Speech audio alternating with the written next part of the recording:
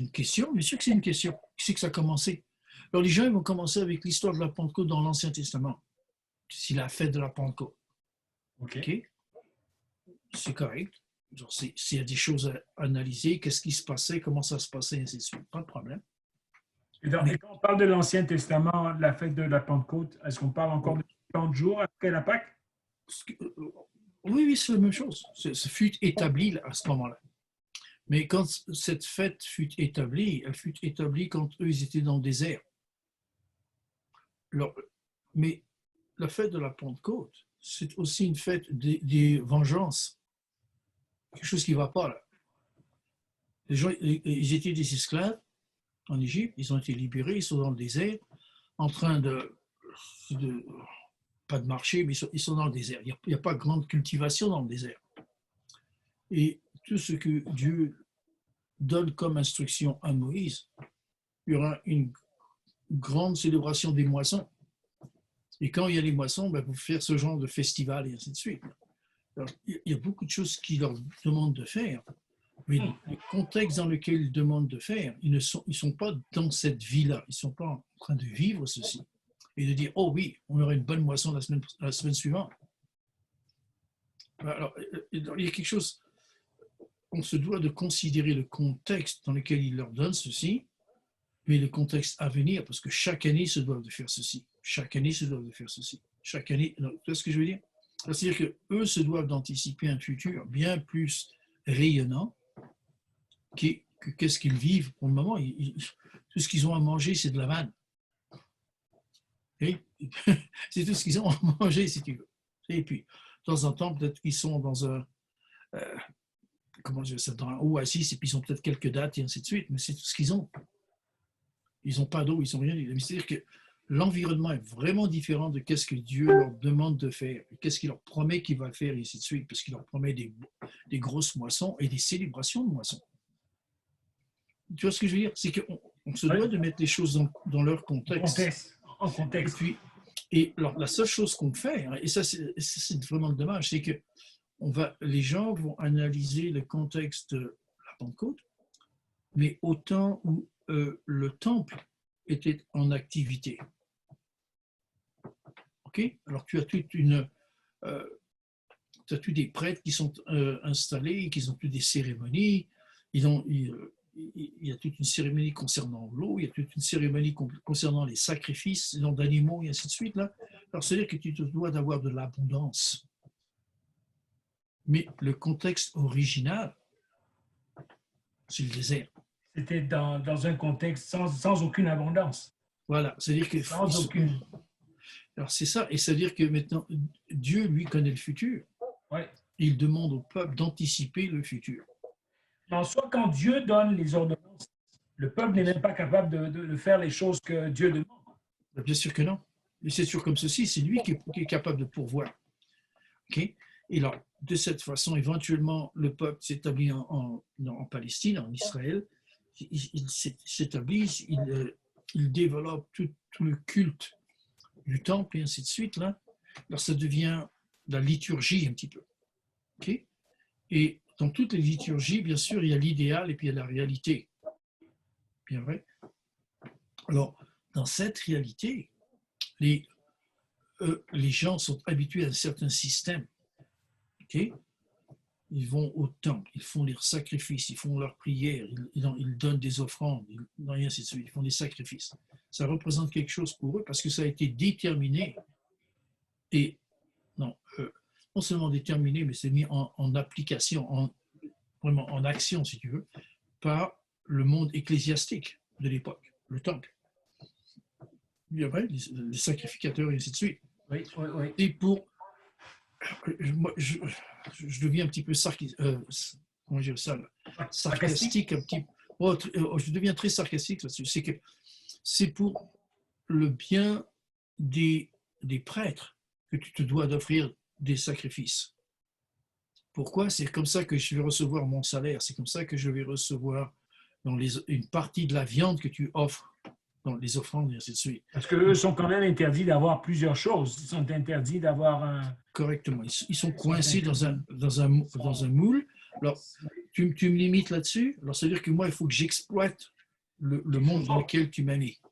Oui. Le monde dans lequel ils sont mis, c'est qu'eux peuvent avoir une portion des offrandes, ils peuvent avoir une portion des sacrifices, ils peuvent avoir une offrande, non, une portion de tout ce que tu apportes au temple. Il y a une portion qui s'en vient toujours donc au sacrificateur et ainsi de suite. Alors, je me dois comment dire ça, de m'assurer que tu fasses ces choses-ci afin que moi et ma famille, on puisse survivre. Alors, c'est un petit peu exploitatif, si tu veux, mais c'est ce qui fut instauré par Dieu, mais appliqué par des hommes. Et on oublie ceci des fois. C'est quand on fait l'interprétation de ce qui se passe dans l'Ancien Testament. Dieu a des bonnes intentions, mais ceux qui appliquent l'intention sont des hommes. Oui, oui. Ils ont tous des besoins, ils ont tous des désirs, ils ont tous... Écoute, pourquoi est-ce que je ne voudrais pas avoir ton morceau de viande plutôt que mon morceau de viande? Si tu veux. Le mien sera plus gros. On le voit un peu dans le domaine de la loi où est-ce qu'on assigne les gens pour faire la justice, mais correct. Les personnes peuvent être corrompues, vouloir soudoyer les gens et tout cela pour... Oh oui, oui, il y a plusieurs exemples dans l'Ancien Testament, c'est que tu vois que les prêtres ne sont pas des les fils d'Élie qui aiment manger la viande, oui. C'est même, oh oui, non, puis comment ils s'appellent ça, ils volent des choses. Oui. Tu leur apportes quelque chose, ils sont contents et satisfaits, mais c'est pas satisfaisant, assez satisfaisant. Alors, tu t'en viens maintenant pour la Pentecôte, ok, qui se doit d'être une célébration. Okay. Et non seulement est-ce une célébration, et des fois on oublie ceci, c'est un comment je dis ça maintenant? Oh, c'est un pèlerinage. C'est une des 3 fêtes de pèlerinage. Okay? C'est-à-dire que non seulement il va y avoir des gens qui sont autour de Jérusalem qui vont venir là, mais c'est aussi un des 3 pèlerinages où des gens qui sont des Juifs qui sont hors du pays vont venir avec leurs offrandes. Maintenant, ils sont pas venus avec leurs brebis derrière eux, puis leur sac de blé, et ainsi de suite. Alors, tous ces gens qui viennent, c'est des Juifs? Oui, les Juifs et les prosélytes. Ce sont des Juifs et les prosélytes. Et quand on dit prosélytes, ça, c'est des gens qui sont convertis.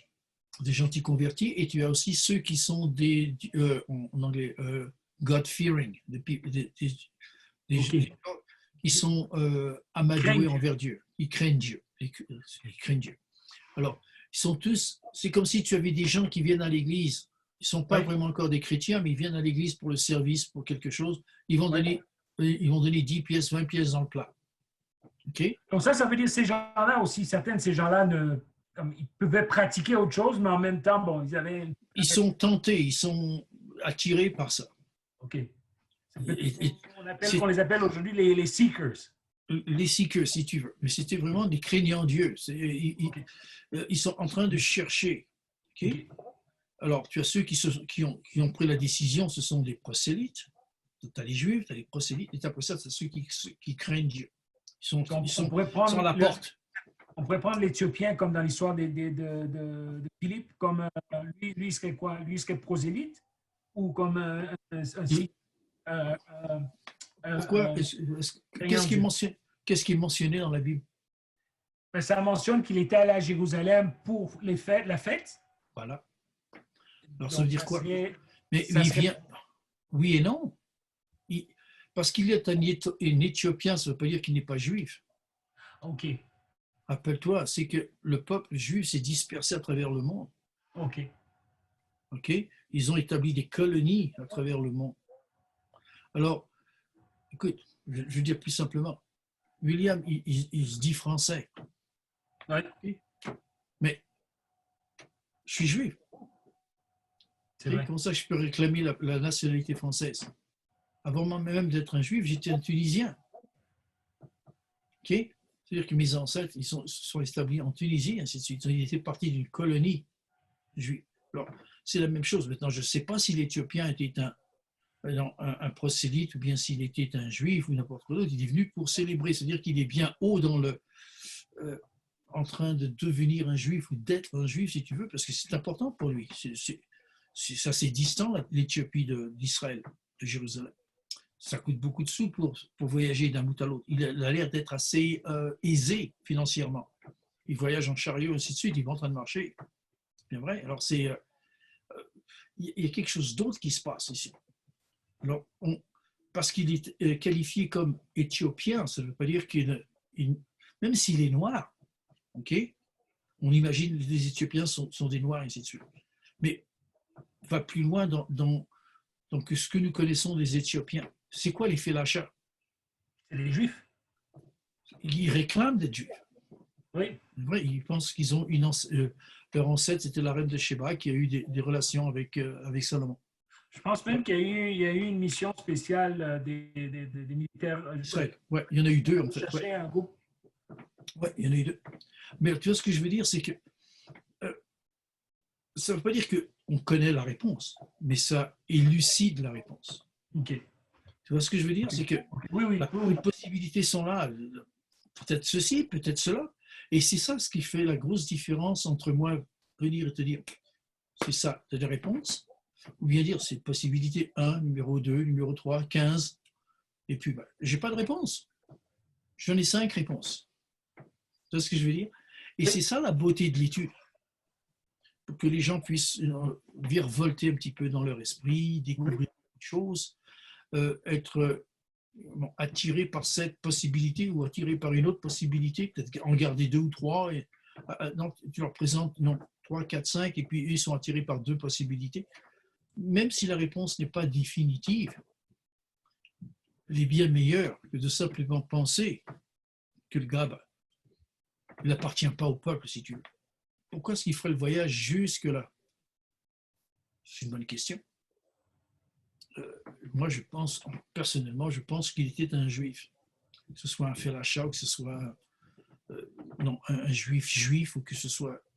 Mais il est reconnu, ou bien ses vêtements, son accoutrement, sa façon de parler, c'est une autre chose. La façon qu'il s'exprime. Qu'est-ce qu'il est en train de lire, lui, là? Il est en train de lire la parole biblique. Oui. OK. Dans quel langage que c'est fait? Ils ont leur propre langage. Le langage qu'ils utilisent, c'est éthiopique. Non pas éthiopien, mais éthiopique. Et éthiopique, OK, c'est un langage sémitique. Wow. Oui, tu vois. C'est proche de l'araméen? Oui, c'est un dérivé de l'araméen. Mais tu vois, ce que je veux dire, c'est que maintenant, tout ce que je fais, c'est que je présente des possibilités. Je n'ai pas de réponse définitive encore. Okay? Et je n'en aurai peut-être jamais. Mais le fait est que maintenant, je suis bien plus attiré par ce gars. Et qu'est-ce qui s'est passé? Le fait, c'est juste un gars qui se promène le bord de la route, c'est fini. Écoute, le gars, il est éduqué, il est capable de lire. C'est pas beaucoup de personnes, OK, dans les anciens temps, qui pouvaient lire. Même les Juifs ne pouvaient pas lire. Rappelle-toi de ceci. C'est au temps de Jésus, il y a beaucoup d'entre eux qui ne pouvaient pas lire. Alors, il est spécial, ce gars-là. Il est capable de comprendre des explications. Il se pose des questions. Bien vrai. Alors, c'est quelqu'un qui est assez doué. Ce que je veux dire, c'est que tu m'as posé une question sur l'Éthiopien, tu as mentionné l'Éthiopien. On a déjà passé 5 minutes, 10 minutes là-dessus. Tu vois où le monde s'en va là-dessus? Alors, si maintenant on commence à l'investiguer un peu plus, on peut passer donc, une couple d'heures là-dessus et avoir du bon temps. Si tu ne veux pas, tu peux être critique maintenant, dire, oh, tu ne veux pas le savoir, ou bien tu veux vraiment connaître un peu plus la culture de ce gars-là, de ce qui viendrait, la relation entre la reine de Sheba et Salomon. Rappelle-toi, quand elle le rencontre, il est dans le processus, si tu veux, et de construire le temple. C'est bien vrai, alors c'est-à-dire qu'il y a quelque chose. Pourquoi est-ce qu'il veut revenir, voir qu'est-ce qui s'est passé des centaines d'années plus tard? Ce gars-là, ouais, cet Éthiopien, si tu veux. Et tu vois un petit peu que quand tu parles des colonies des Juifs un peu partout, tu sais que Paul, il a grandi.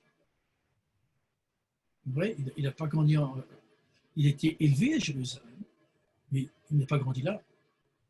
C'est-à-dire que ses parents se sont établis, ou une colonie de Juifs s'est établie là où il était. Où c'est que Barnabas, c'est la même chose. Il est un cypriote. Bien vrai. Alors, tu as beaucoup.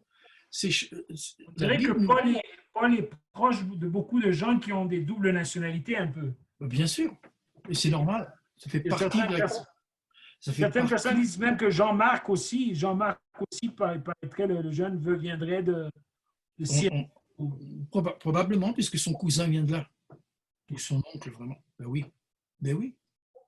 Et tu vois ce que je veux dire, c'est que tu commences à mettre un point, plus un autre point, plus un autre point, et tu commences à les emmener ensemble.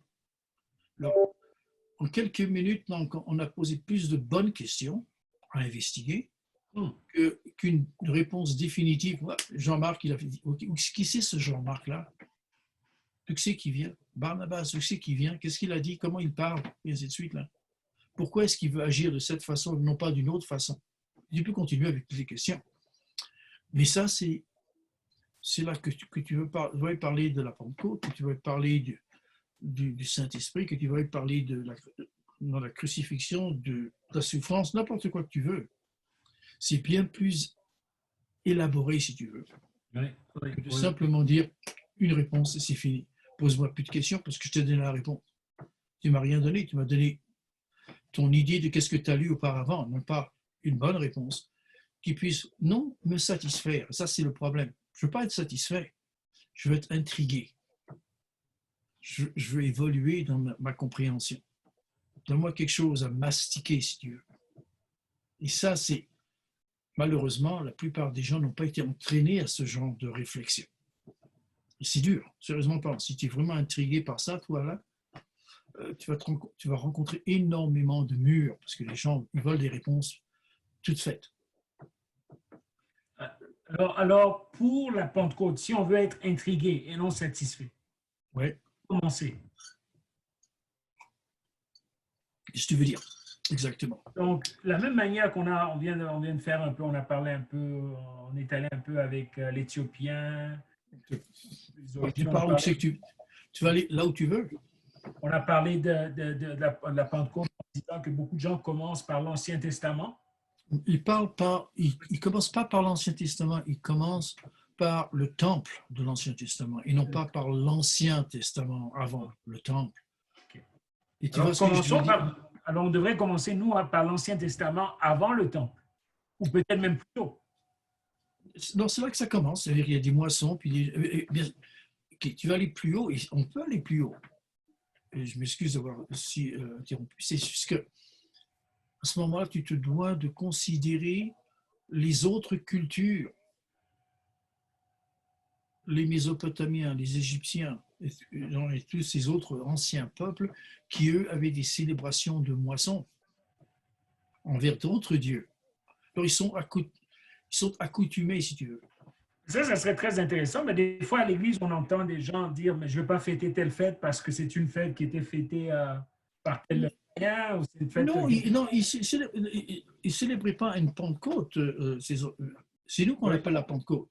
Oui. Okay? Mais c'est que les anciens peuples, ils avaient des moissons. Alors, ils sont contents de finalement voir la terre revenir en vie. Ils célèbrent ceci. Mais dans leur libation, dans leurs offrandes et ainsi de suite, eux, c'est les autres dieux qu'ils célèbrent. Maintenant, Dieu appelle un peuple qui est pris, non, avec Abraham et ainsi de suite, ils sont pris dans ces coutumes-là, puis il leur dit non. Maintenant, quand Moïse s'en vient sur la face de la terre, là, puis il dit non, on célèbre les moissons, mais c'est moi qui les ai apportés. Alors, la façon de célébrer, c'est ceci et cela, et ça représente ci et ça représente ça. En soi, c'est un rachat même des fêtes. Bien sûr, bien sûr.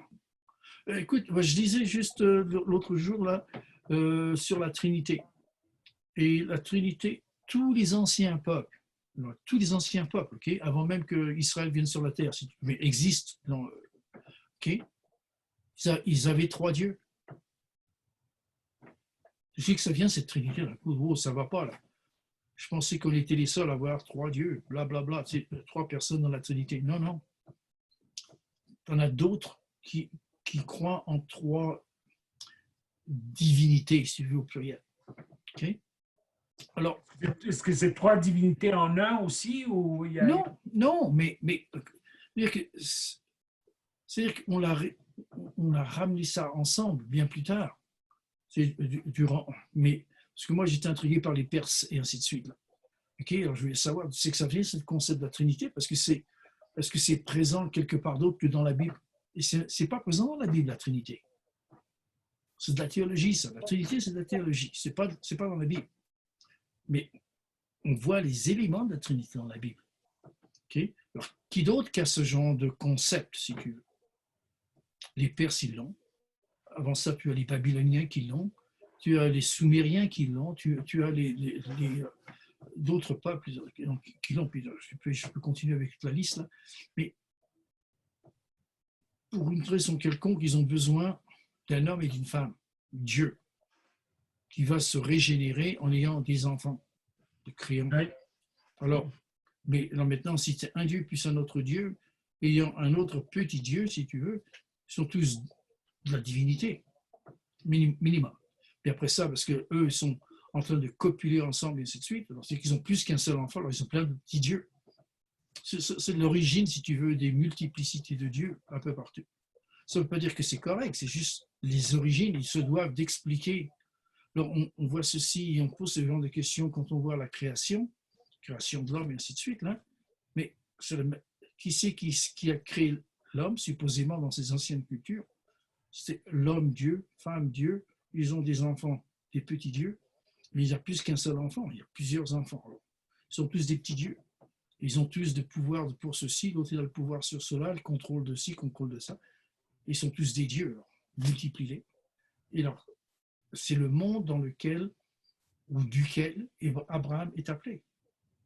C'est le monde dans lequel Moïse, avec les Égyptiens, si tu veux, mais ils sont dans le même genre de culture. Le monde dans lequel ils vivent. Bon, dans lequel ils vivent. Si je retiens un peu ce que vous êtes en train de me dire, ouais. Parfois on connaît plus notre monde, mais on ne veut pas connaître le monde des autres. Non. C'est très difficile d'exprimer ce qu'on connaît parce qu'on ne connaît rien du monde. On connaît rien du monde aussi. Tu l'as bien dit. Tu l'as bien dit. Et on n'éduque plus les gens de cette façon-là. Écoute, moi, quand j'étais à l'école en France, mais il y a plusieurs années, tu sais, dans le 6 ans, et ainsi de suite, 7 ans, 8 ans, là, on nous présentait l'histoire ancienne. Ça fait partie comment dire ça, des cours d'histoire. Alors, tu es un petit gosse de 5 ans, pas 5 ans, mais 6 ans, 7 ans, 8 ans, là, et aux 3 ans, on avait le cycle. On retournait. C'est-à-dire que tu commençais au temps primitif, tu sais, que Dieu l'a créé, ou quelque chose a créé, si tu veux, parce qu'ils n'étaient pas tous religieux, ok? Et tu évolues jusqu'au moment que tu arrives au milieu des années 1900, si tu veux, non, fin des années 1900. Puis après ça, on recommence le cycle après 3 ans, après 3 ans, après 3 ans. Alors, on les a assez intrigués pour nous parler de ces Babyloniens, de ces Égyptiens, de ces Romains, de ces Grecs, de leur dieu, de leur divinité, si tu veux, et ainsi de suite. Là. Ça peut dire qu'on les comprenait bien, tu sais, des âges sont différents, ainsi de suite, là. Mais c'était le cycle dans lequel on est engrené, si tu veux. Ça ne fait pas partie du curriculum des enfants, maintenant. C'est quoi un Égyptien? Ils se posent des questions. Ils ont peut-être entendu parler, mais peut-être vu 2, 3, 4 photos, c'est fini. Ils ont vu un film à quelque part, mais ils n'ont pas compris les intrications. Oui. Des choses très intriquées qui existaient à l'époque. La profondeur. Oui. La profondeur, mais aussi l'interaction. Oui. Pense à ceci. On parle beaucoup des Égyptiens, des Mésopotamiens, mais c'est qui ces Mésopotamiens? Qui c'est qu'ils ont vaincu? Tous les autres peuples qui existaient.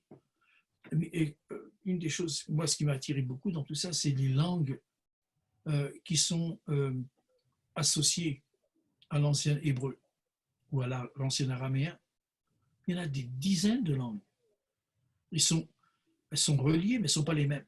C'est-à-dire que si je te parle de cette façon-là, c'est parce que je veux dire quelque chose et non pas dire quelque chose d'autre. C'est presque pareil, mais ce n'est pas la même chose. Alors, on parle beaucoup de ce peuple-là, de l'ancien Moyen-Orient. Mais durant ce temps-là, il y a d'autres peuples qui existent, qui ne sont pas mentionnés du tout dans la Bible. Ou qui sont mentionnés, mais on les a tout de suite oubliés.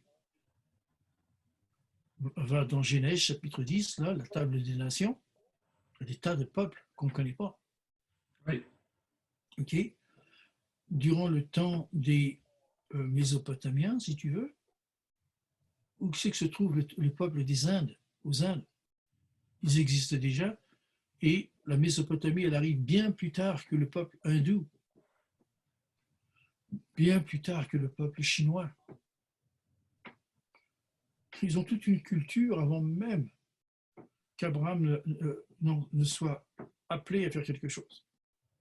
Ils ont existé, ça fait des dizaines d'années qu'ils ont existé. Ils ont leur propre culture, leur propre théologie, si tu veux. Oui. On n'a pas besoin de l'accepter, mais c'était leur culture. Ils existent déjà. Ils ont du commerce, d'une certaine façon. Ils ont des liens culturels, ils ont même des liens, comment je dirais ça là, même des liens linguistiques. Un des langages qui est parlé aux Indes, c'est le ourdou. Tu as entendu parler du ourdou? Ourdou, oui. OK. Ourdou c'est un langage sémitique. Qu'est-ce qu'il fait là-bas? Quelque chose qui ne va pas là. Logiquement parlant, pour nous, ça veut rien dire. Quelque chose qui ne va pas. Wow. Et voilà, c'est ce que je veux dire. Mais on n'en parle jamais. On ne le voit pas.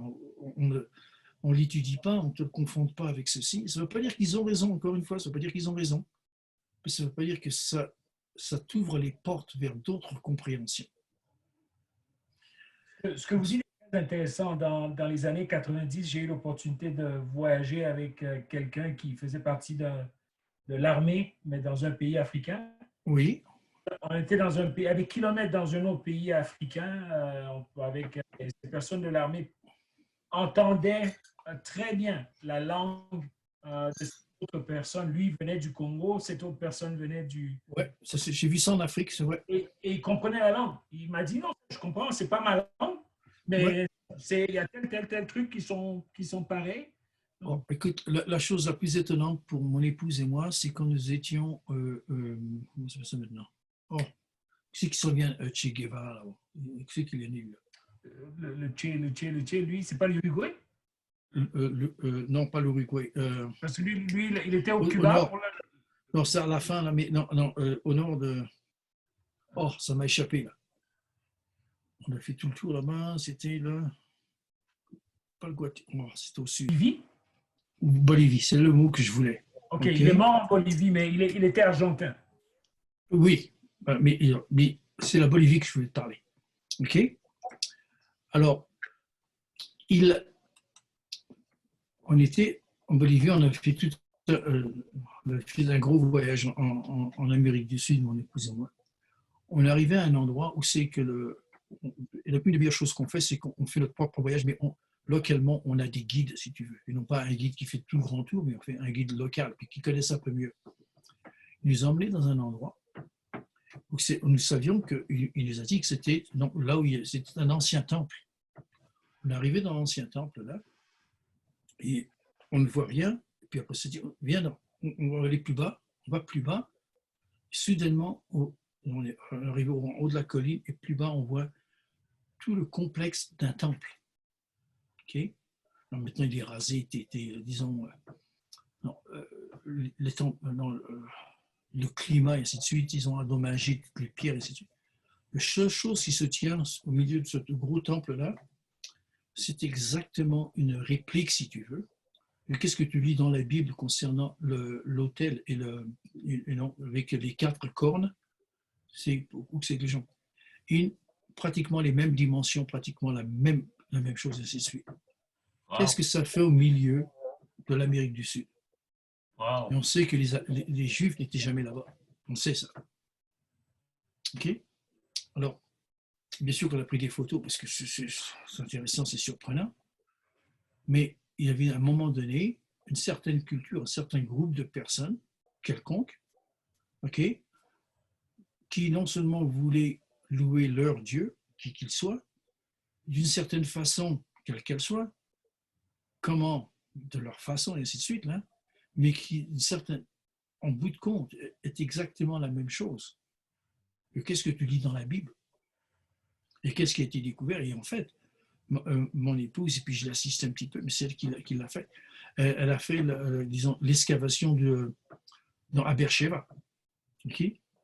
C'est exactement le même auteur. Wow. Exactement. Puis elle l'a fait. Elle avait dans ses propres mains, ainsi de suite. Là. Puis maintenant, on arrive des centaines de kilomètres plus loin, dans un autre pays, dans une autre culture. Exactement la même chose. Qui penses-tu était époustouflé? Vous comprenez ce que je veux dire? Mais on peut dire qu'il y a des textes bibliques qui nous époustouflent un peu comme cette trouvaille, comme quand on parle de Melchisédek. Ouais. On ne sait pas d'où est-ce qu'il arrive, comment Abraham est en train de lui donner la dîme de tout.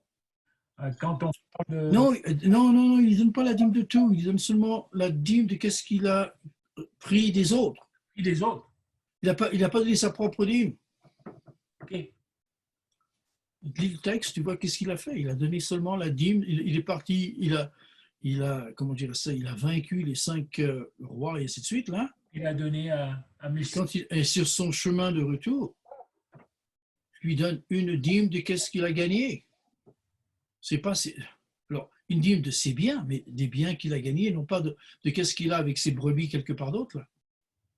C'est-à-dire que, encore une fois, on a, je vais le dire de cette façon-là. Oui.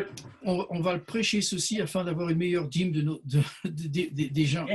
Non, mais écoute, c'est ce qui se passe. À moins que je me trompe, c'est comme ça qu'on prêche. Non, c'est très intéressant. Moi, je me suis toujours posé la question personnellement, Melchisédek, il y a un mystère derrière ça. Il y a le mystère derrière le beau-père de Moïse. Le beau-père de Moïse, mon ami. Un prêtre de l'Éternel. Prêtre. Oui. Il n'est même pas juif. Non, il ne l'est pas. Pourquoi est-ce qu'on parle du roi des rois? Ouais. Seigneur des seigneurs. C'est-à-dire qu'il doit y avoir d'autres seigneurs. Il doit y avoir d'autres rois. Oui. Tu ne peux pas être le roi de plusieurs rois s'il n'y a pas d'autres rois. Oui. Ça, c'est grammaticalement impossible. Oui. C'est-à-dire que ou bien tu parles à moitié dans n'importe quelle langue, ou bien c'est-à-dire qu'on se doit de comprendre que les autres peuples sont sous la tutelle, si tu veux, sous l'emprise d'autres dieux, qui sont leurs seigneurs, leurs rois. Okay? Ça ne veut pas dire qu'on se doit de croire en eux. On croit en un Dieu qui est bien puissant que leur Dieu. Regarde, tu me parlais auparavant, tu sais, de Jonah. Bien vrai? Qu'est-ce qui se passe? Ils sont en train de se noyer avec le bateau et ainsi de suite, là. Mais qu'est-ce que tout le monde fait? Ils sont tous en train de prier leur propre Dieu. C'est ce que le texte nous dit, ça. Ce sont de différentes nationalités, ils sont des marins, ainsi de suite. Oui, hein? Oui. Mais ils prient leur propre Dieu. Oui. Et ils se plaignent parce que Jonah ne plaide pas envers son Dieu. Il le blâme. C'est-à-dire que ton Dieu peut être plus puissant que nos dieux. C'est la petite bataille qui se passe à bord du bateau, là. Ils sont en train de se chicaner parce que moi, je suis en train de prier parce qu'on est en train de capsuler, et ainsi de suite, là, et toi, tu fais rien. Alors, prie ton Dieu, peut-être que nous serons secourus, et ainsi de suite, là. Ton Dieu peut être plus puissant que l'autre, ils ne le savent pas, ça. Mais entre-temps, ils sont en train de prier chacun pour leur propre Dieu. Ça, c'est une autre dimension, encore une fois, que rarement on va te faire voir. Et c'est mal à l'aise. On se sent mal à l'aise quand on parle d'autres dieux. Encore une fois, parlant d'autres dieux ne veut pas dire que tu crois en eux, mais ils existent dans la pensée des gens, dans leur manière d'agir, dans leur fonction, et ainsi de suite. Là. Les gens y croient, ils sont pris par ceci. Ok? Et maintenant, tu as sur la scène de l'histoire, tu as ce peuple-là, des Israélites, des Juifs, hein, qui pensent qu'il y a un seul Dieu. Et c'est ça qui les met à part tout autour des siècles. Ce qui les met à part, c'est qu'il y en a un seul. Donc, on a un Dieu ici, un Dieu là. Non, il y en a un seul. Ça, c'est la grosse bataille qui se passe à travers les siècles. Alors, on ne veut pas en parler. Malheureusement, on n'en veut pas en parler. Et parce qu'on n'en parle pas, on est encore plus ignorant chaque fois. Le monde juif, si tu veux, de la Bible, vit dans un monde polythéiste. Alors, c'est leur réalité, ça là. Notre réalité au XXIe siècle, c'est quoi? Le monde sont plus des athées, les mondes sont juste des corrompus dans leurs propres idées, et ainsi de suite. Là. Alors, on se tient à part, bien on fait partie du monde. Et le monde, il appartient à toutes ces tendances, si tu veux, philosophiques, religieuses ou autres, mais on n'y croit pas. Alors, ou bien tu appartiens au monde, c'est une façon de le dire, et puis alors, à ce moment-là, tu acceptes leurs idées, ou bien tu te retires de ce monde-là et tu es un chrétien qui est aussi pratiquant qu'il puisse le faire. Toujours influencé, tenté même, par cette société qui est prise par toutes ces idées, même si on n'aime pas les idées, elles sont là, à nous accabler jour après jour, après jour, après jour, tout le temps. Alors, c'est pour ça que quand on parle, c'est que l'Église est influencée par la société. La société, de par elle-même, elle n'a pas une seule pensée. C'est toutes les pensées du monde qui s'infiltrent dans ceux qui essayent d'être droits et justes envers un seul Dieu. Et ça fait partie de des gros débats, si tu veux, et des problèmes que nous avons dans l'Église. On vit ça même encore aujourd'hui. Même si les gens vont à l'Église 5 fois par jour, ça ne change pas le fait que, afin de pouvoir fonctionner dans la société, ils sont influencés par cette société. Mais ça fait partie, si tu veux, du gros, pas du problème, mais de la réalité à laquelle on fait face tous les jours, en tant que personne qui croit en un seul Dieu. Et puis c'est de réconcilier ce seul Dieu avec tout ce qui se passe dans ce monde-là, et avec des gens qui s'en foutent complètement de Dieu. À moins qu'ils en aient vraiment besoin. Alors ils vont prier vers Dieu parce qu'ils en ont besoin pour aujourd'hui, c'est tout. Et après ça va disparaître. Ce qui drôlement ramène au monde polythéiste. Bien sûr, bien sûr. C'est un parallèle. On n'appelle pas le polythéisme. Non, ça c'est désuet, si tu veux. Ça, c'est vieux, oui, comme langage. Mais c'est exactement la même chose. Il y a beaucoup du commun, puis... Absolument. Quelqu'un se démarque là-dedans? Bien sûr. Bien sûr. Comment je dirais ça? Tu vois ça dans le monde politique, tu vois ça dans le monde judiciaire, tu vois ça dans le monde économique, certainement. Tu vois ça dans le monde philosophique, tu vois ça dans toutes les idées qui circulent de nos jours. Mais ce faisant, le croyant qui essaie d'être fidèle à Dieu, il est confronté minute après minute pratiquement avec tout ce qu'il entend à la radio, à la télévision, qu'il lit dans les journaux, qu'il entend dans la rue, et ainsi de suite. Là. La façon dont les gens se traitent les uns les autres. Des fois, c'est très évident que tu ne veux rien avoir à faire avec eux. D'autres fois, c'est un peu plus sournois.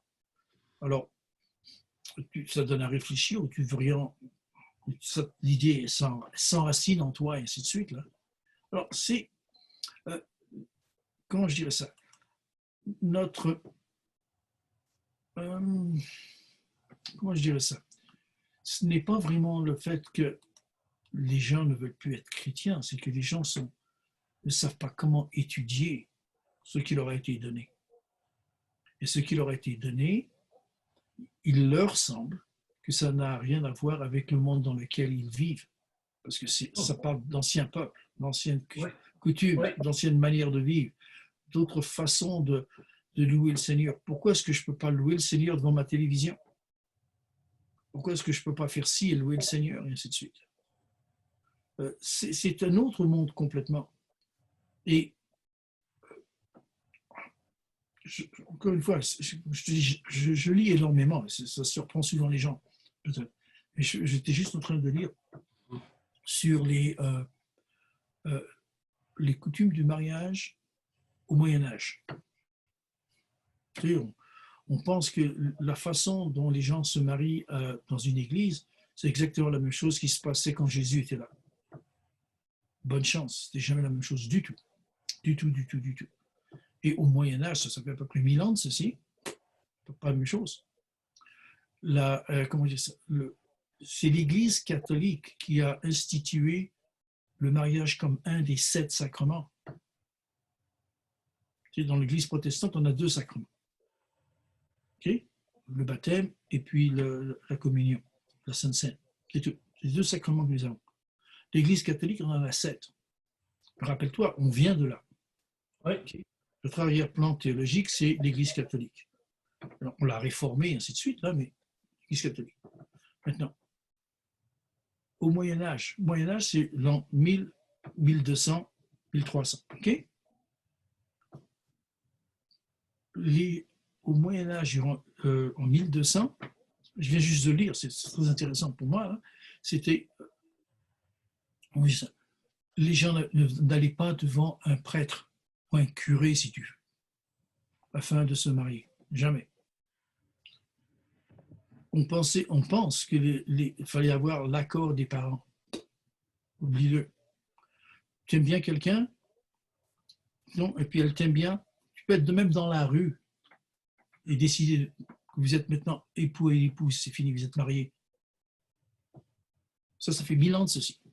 OK? Tu te maries dans la rue, tu te maries à la taverne du coin, tu te maries, c'est dans le champ, tu te maries. Il n'y avait pas de cérémonie, si tu veux. Il n'y avait pas d'approbation culturelle ou appréciation de famille ou n'importe quoi. Si tu as décidé d'être marié, vous vivez ensemble, c'est fini.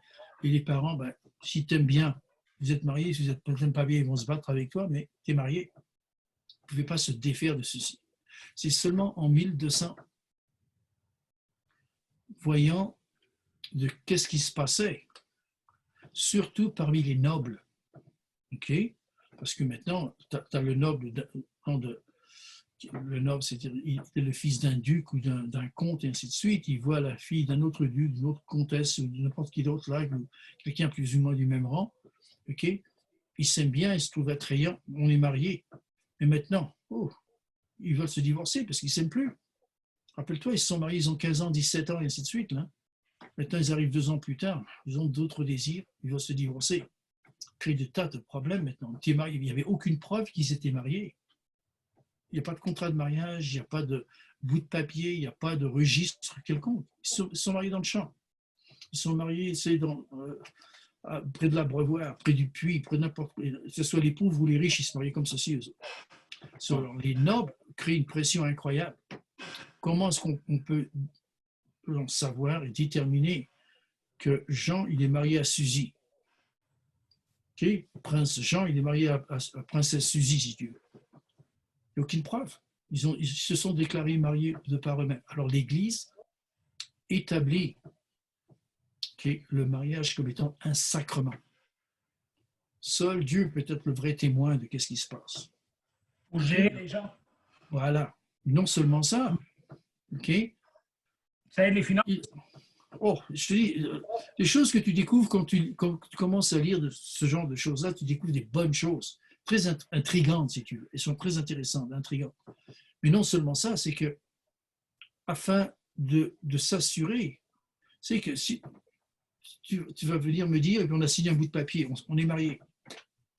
C'est toi qui l'as signé, c'est elle qui l'a signé, c'est ton cousin qui l'a signé. Tu sais, on ne sait pas qui c'est ces gens. Alors maintenant, afin de consommer le mariage, de prouver que les gens sont vraiment mariés devant Dieu, okay, c'est que ces deux jeunes se doivent d'être dans le lit conjugal. Avec le prêtre dans la chambre. Oublie juste le prêtre, avec d'autres témoins. Des fois, c'est même les parents qui amènent les jeunes dans la chambre et ils restent là. Ils sont présents durant cette première rencontre sexuelle, si tu veux. Écoute, est-ce qu'on fait ça aujourd'hui, les autres? Hein? Non, non. On devrait y retourner, vas-y. Mais tu vois ce que je veux dire, là, c'est que... Et ça, c'est l'Église qui a imposé ça. Oui. C'est bizarre comme affaire, ça. Mais c'est à peu près... En fait, c'est près 800 ans que ça s'est passé de ceci. C'est pas si vieux que ça quand tu penses. Et ça fait partie... Alors, si tu vas commencer à expliquer ceci aux gens de l'Église, là, ils vont te jeter à la porte. Sérieusement pas. Faire attention à ce que tu vas dire. Oui. Mais c'est documenté. C'est pas comme chose que vous dire va juste inventer comme ceci. J'ai vu ça dans les cours d'histoire. Voilà. Mais non seulement, mais je l'ai lu aujourd'hui, moi, ce matin. Je l'ai lu ce matin. Alors, tu dis, waouh, c'est bizarre quand même. Mais quand tu comprends le contexte, si tu veux, de l'époque, ça a du bon sens. OK? Il faut réfléchir un petit peu qu'est-ce qui se passe au Moyen-Âge, les coutumes, ainsi de suite. Là. Maintenant, on me dit que c'est la façon dont les gens étaient mariés, considérés mariés, ainsi de suite. C'est vraiment différent des grosses cérémonies de mariage que nous avons aujourd'hui. C'est comme expliquer aujourd'hui l'impossibilité des mariages dans les églises pendant le Covid. Voilà, si tu veux. Si tu S'il veux. n'y a pas de contexte, c'est très complexe. Et comme j'en parlais cette semaine avec d'autres pasteurs, là, Et, comme c'est oh très oui, complexe d'expliquer. On ne peut pas réunir des gens. On doit. mais écoute, même si la jeune fille et le gars, mais j'ai juste vu un petit cartoon, là, un petit dessin animé là, sur le gars qui le présentait. C'est le prêtre, il est devant deux ordinateurs. C'est d'un côté l'homme, de l'autre côté la jeune fille, et ainsi de suite. Et puis, comme quoi, c'est un cartoon. Là, et puis, il dit, non, si tu es en accord, presse, le retourne. Ils sont même pas ensemble. Je dis, ok, qu'est-ce qui se passe? Mais, alors, c'est le monde dans lequel on vit, par exemple. Oui. Tu vois, et ça, c'est la chose. Alors, et encore une fois, je suis toujours intrigué par les cérémonies de mariage et ainsi de suite, parce que ça, c'est ma spécialité. C'est les lois familiales de l'Ancien Testament, ainsi de C'est suite. comme si on spiritualisait ceci là, des années après, en disant voilà Ouais. comment le couple doit être séparé. Et voilà. Et c'est comme ça qu'on imagine le mariage de Cana, où Jésus est présent. On imagine qu'il est en train de.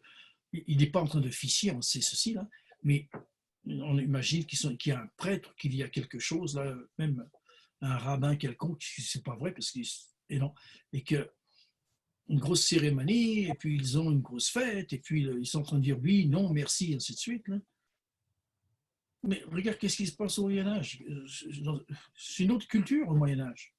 Et Oui. ce qui était décrit, c'était le Moyen-Âge européen, pas le Oui. Moyen-Âge du Moyen-Orient non plus. Oui. Encore une fois, c'est différent, deux contextes différents, au moins deux contextes différents. Alors, le plus dur dans tout ça, c'est d'essayer d'amener des gens de l'Assemblée et de les transposer dans le monde biblique. Alors, ça prend énormément de chemin à parcourir. Et c'est dur, non, pas impossible, mais très dur. Ça veut dire qu'il faut commencer pratiquement à zéro. Pratiquement. Okay? Afin de pouvoir s'assurer que les gens comprennent là où tu es. Et tu t'arrêtes, et pour ça, tu t'en viens une semaine plus tard, tu essaies de les emmener. Une semaine plus tard, tu fais une petite étape. Et s'il manque une étape, ils ont tout manqué pratiquement. Parce que le lien, il manque. C'est ça, maillon de la chaîne. Là. Alors, ou bien, j'ai rencontré ceci, là, il manque une semaine, alors il faut que tu essaies de rattraper le maillon, c'est-à-dire que tu reviens en arrière sur ce que tu as déjà couvert afin de les emmener au même niveau, mais les autres, ils sont en bas, ils sont ennuyés, ils ont déjà entendu ça, les autres. Ils ont déjà été torturés par auquel ils ont été exposés. C'est-à-dire que les gens se doivent de s'engager